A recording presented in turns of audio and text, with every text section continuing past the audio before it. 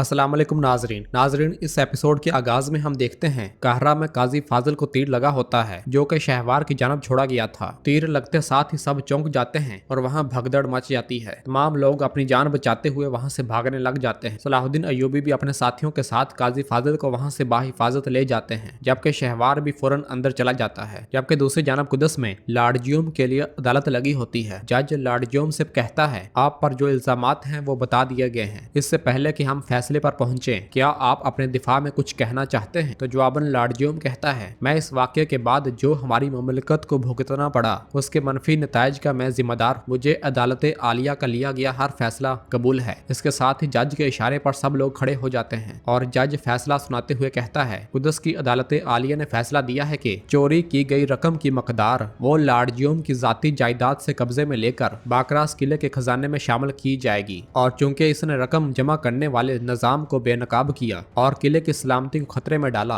लार्जियम को 5 साल कैद की सजा देने का फैसला किया गया है। यह सुनते साथ ही सबीला बहुत ज्यादा गमगीन हो जाती है और फिर लार्जियम उससे कहता है अपने आंसू साफ करो, अपने लिए और मेरे लिए मजबूत बनो। यह कहते साथ ही लार्जियम लॉर्ड गाय और विलियम को देखते साथ ही सिपाहियों के हमरा वहां से रवाना हो जाता है। और फिर लॉर्ड गाय सबीला की जानब देखते हुए विलियम से कहता है कभी कभी इंसाफ बहुत तकलीफदा होता है विलियम, क्या ऐसा नहीं है? तो जवाबन विलियम कहता है बिल्कुल, इसलिए खुदावन से इंसाफ के लिए नहीं बल्कि रहम के लिए दुआ करने वाला होना चाहिए।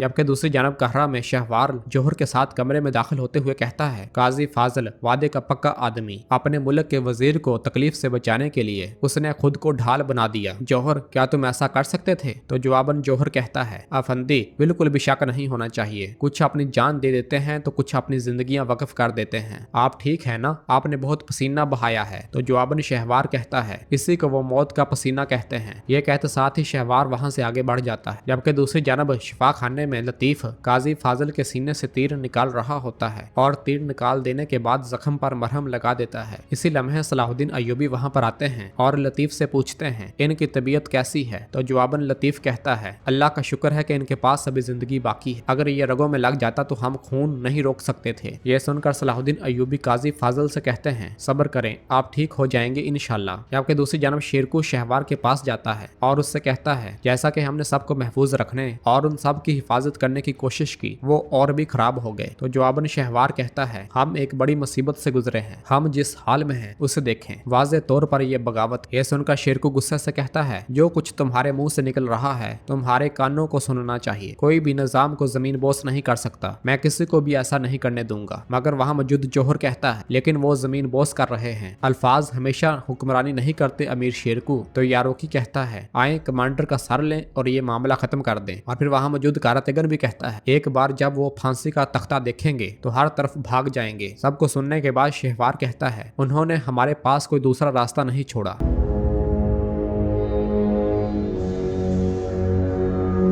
जबकि उधर सलाहुद्दीन अय्यूबी उस मकाम पर जाते हैं जहां से तीर छोड़ा गया, मगर वहां पर उन्हें कोई सुराग नहीं मिलता। और फिर सलाहुद्दीन अय्यूबी अपने साथियों से कहते हैं ये मामला बहुत आगे जा चुका है, सिपाहियों को जमा करो और शहर में फैल जाओ और अपनी आंखें खुली रखो। ये सुनते साथ ही सिपाही वहां से रवाना हो जाते हैं। जबकि दूसरी जानब एबलन किले में बालन मुंह धो रहा होता है और फिर वो आगे बढ़कर अपने भाई के खत को देखने लग जाता है। और फिर इसके बाद वो उस लम्हे को याद करता है जब सबीला ने उससे कहा था जैसा कि तुम जानते हो कि तुम बहुत नेक हो, तुमने पीछे क्या सुराग छोड़ा है मैं जानना चाहती। तो बालन ने कहा था सबीला मैं। तो सबीला ने उसकी बात काटते हुए कहा था तुम ये पहले से कर चुके हो और तुम अब दोबारा भी जा सकते हो, मैं यकीन के साथ मोहब्बत की हिफाजत करती रहूंगी। इस ख्याल के बाद बालन सोच में पड़ जाता है। जबकि इधर कहरा में सलाहुद्दीन अय्यूबी काजी फाजिल के पास बैठे हुए होते हैं और उनसे उनका हाल अहवाल पूछते हैं। तो जवाबन काजी फाजिल कहते हैं अल्लाह का शुक्र है कि मैं ठीक हूँ, लेकिन अगर शहवार मारा जाता तो उसके बाद क्या होता मैं ये सोचना भी नहीं चाहता। और फिर सलाहुद्दीन अय्यूबी पूछते हैं क्योंकि वो परेशान जंगियों से हैं तो उनका निशाना हम क्यों नहीं थे बल्कि शहवार क्यों था? तो जवाबन काजी फाजिल कहता है वो आपको डराना चाहते थे या वो आपको मैदान में खींचने की कोशिश कर रहे हैं। इस पर सलाहुद्दीन अय्यूबी कहते हैं घोड़े और कुत्ते के निशानात अच्छी तरह खलत मलत हो चुके हैं, हमें उन्हें उनके खेल खेलने की इजाजत दिए बगैर इन्हें हल करने की जरूरत है। तो जवाबन काजी फाजिल कहते हैं बिल्कुल, लेकिन लोगों का सब्र खत्म हो रहा है, हर कोई फौरन से पहले मुजरिम को तलाश करना चाहता है, अब सब कमांडर महमूद की फांसी चाहेंगे। तो सलाहुद्दीन अय्यूबी कहते हैं शायद इसके बरक्स होगा। शहवार खौफजदा हो सकता, शायद वो मुनसफाना मुकदमा चलाने का फैसला कर सकता है, मगर काजी फाजिल कहते हैं मुकदमा नहीं चलेगा सलाहुद्दीन, वो कमांडर महमूद को फांसी देंगे। वजीर शहवार अपने तख्त के अलावा किसी चीज के बारे में नहीं सोचता। अगर उसे कत्ल करने की कोशिश करने वालों ने जानते बूझते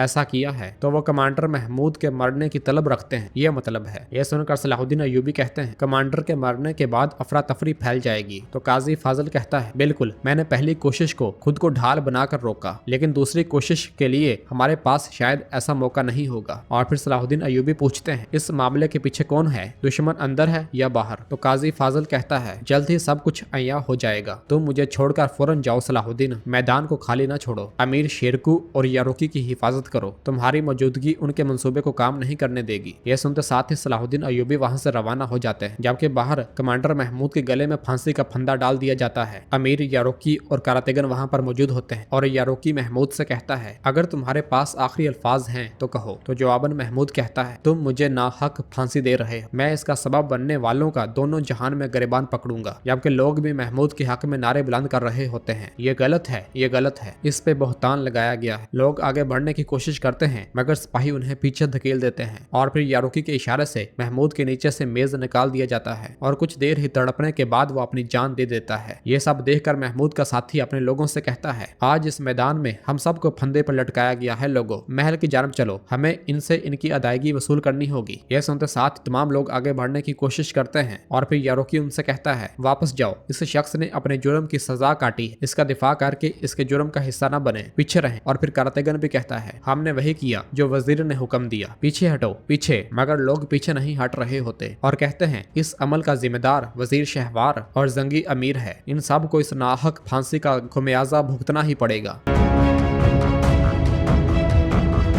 जबकि दूसरी जानब कुदस के चर्च में सबीला मौजूद होती है और दुआ मांगते हुए कहती है खुदावंद जिसकी बेपनाह रहमत है तुम्हारे साथ है, ए मेरे खुदावंद मेरे गुनाहों को बख्श दे और मुझे बुराइयों से पाक कर दे, मेरा दिल वसीह कर दे कि मैं अपने पेट में मौजूद मोजज़े के बाप को हर किसी से ज्यादा प्यार करूं। इसी लम्हे शमसा वहां पर आती है। शमसा को देखकर सबीला बहुत ज्यादा खुश हो जाती है और कहती है मेरे खुदावंद मुझे अपनी आंखों पर यकीन नहीं आ रहा, तुम्हें दोबारा देखकर बहुत ज्यादा खुशी हुई। यह कहते साथ ही वो उसके गले लग जाती है। तो शमसा कहती है सच पूछो तो तुम आखिरी शख्स थी जिसकी मुझे यहाँ देखने की तवक्को थी, क्या तुमने किसी शहजादे से शादी की है? तो जवाबन सबीला कहती है शमसा मेरा नाम राहल नहीं है, गलियों में तुम्हारे साथ खेलने के लिए मुझे को खुफिया नाम रखने की जरूरत थी, मेरा नाम सबीला है, बादशाह इमारले की बेटी सबीला। यह सुनकर शमसा हैरानगी से पूछती है कैसे, जबकि इधर कहरा में लोगों का गुस्सा बढ़ता ही चला जाता है। यह सब देखकर कारातेगन 2 डंडे उठा लेता है और एक डंडा यारोकी को देते हुए कहता है ये नज़्मो ज़ब्त के लिए। इसके साथ ही वो दोनों आगे बढ़कर लोगों पर टूट पड़ते हैं। लोग कहते हैं अफसोस है, अफसोस है, जंगियों पर बेहद अफसोस है, मदद के लिए आए हुए जुल्म करना शुरू हो गए हैं। मगर इसके बावजूद वो दोनों नहीं रुकते और लोगों को मारते ही चले जाते हैं। कुछ देर की मारपीट के बाद लोग मुंतशिर होकर वहां से भाग पड़ते हैं। ये सब देखकर कारातेगन कहता है यारोकी देख रहे हो ना, मारने से पहले यहाँ पर कितनी भीड़ थी, कितने लोग थे, लेकिन कुटाई के बाद यहाँ पर कोई नहीं बचा। कुदस के चर्च में शमसा सबीला से कहती है यानी मैं बचपन में कुदस की गलियों में एक शहजादी के साथ खेलती थी। तो जवाबन सबीला कहती है लेकिन तुम असल शहजादी हो, हम कैसे कहते होते थे क्या कुदस के बच्चे गलियों में हैं शमसा? तो शमसा कहती है कुदस के बच्चे तो गलियों में है लेकिन राहिल कहाँ है, बहुत ज्यादा वक्त गुजर गया, जिंदगी हमेशा मीठी चीजें पेश नहीं करती, जैसे खजूर का जूस हमने कुदस की गलियों में पिया था। यह सुनकर सबीला कहती है जी हाँ बिल्कुल, कुदस की बहादुर लड़की शमसा तुम चमक रही हो। तो शमसा कहती है मैं यहाँ पर राहब एलोसी को देखने आई, मुझे उम्मीद है कि वो जिंदा है, क्या तुम जानती हो कि वो कहाँ और किस हालत में है? यह सुनकर सबीला पूछती है तुम उसे क्यों ढूंढ रही हो, अपनी माँ के लिए? तो जवाबन शमसा कहती है बिल्कुल, वो कहाँ है सिर्फ वो ही जान सकती है।